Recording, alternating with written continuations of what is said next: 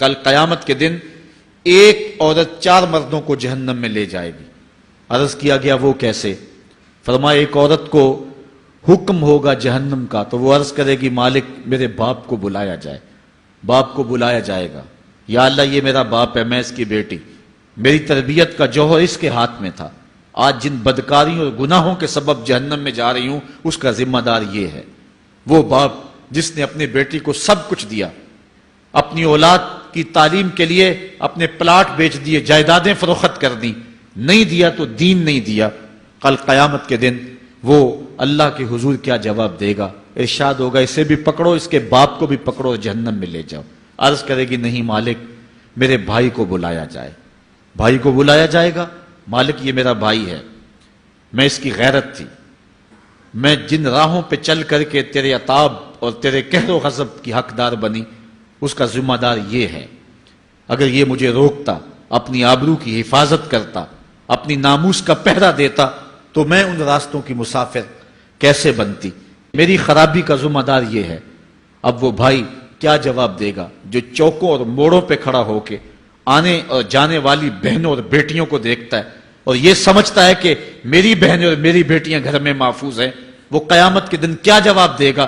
ارشاد ہوگا اسے بھی پکڑو، اس کے باپ کو بھی پکڑو، بھائی کو بھی پکڑو، جہنم میں لے جاؤ۔ عرض کرے گی نہیں مالک میرے شوہر کو بھی بلایا جائے۔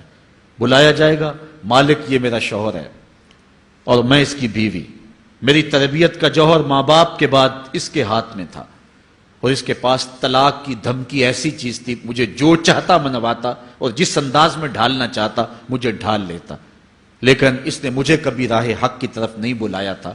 وہ شوہر کیا جواب دے گا جو خود اپنے دوستوں کو چائے پہ بلا کے اور اپنی بیوی کو سامنے برہنہ منہ بٹھا کے بعد میں اس کے حسن کی داد مانگتا ہو، بتاؤ بھابی کیسی ہے؟ تو وہ کیا جواب دے گا قیامت کے دن؟ ارشاد ہوگا اس کو بھی پکڑو، اس کے باپ کو بھی، اس کے شوہر کو بھی اور اس کے بھائی کو بھی جہنم میں لے جاؤ۔ عرض کرے گی نہیں مالک میرے بیٹے کو بھی بلایا جائے۔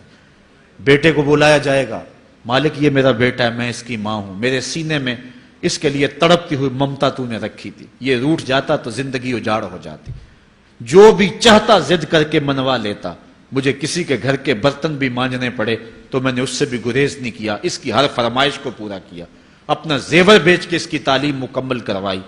اگر یہ ضد کرتا کہ امی آپ نماز نہیں پڑھتی، میں آپ کے ہاتھ کا کھانا نہیں کھاؤں گا، امی آپ یہ عمل کیوں کرتی ہیں، یہ شریعت میں جائز نہیں ہے، تو میں جو ہے وہ کھانا نہیں کھاؤں گا، تو کیا میری ممتا مجبور نہ ہو جاتی؟ اس نے ساری زندگی کیا مجھے اس کے بارے میں کوئی کہا تھا، نیکی کی طرف بلایا تھا، بدی سے روکا تھا؟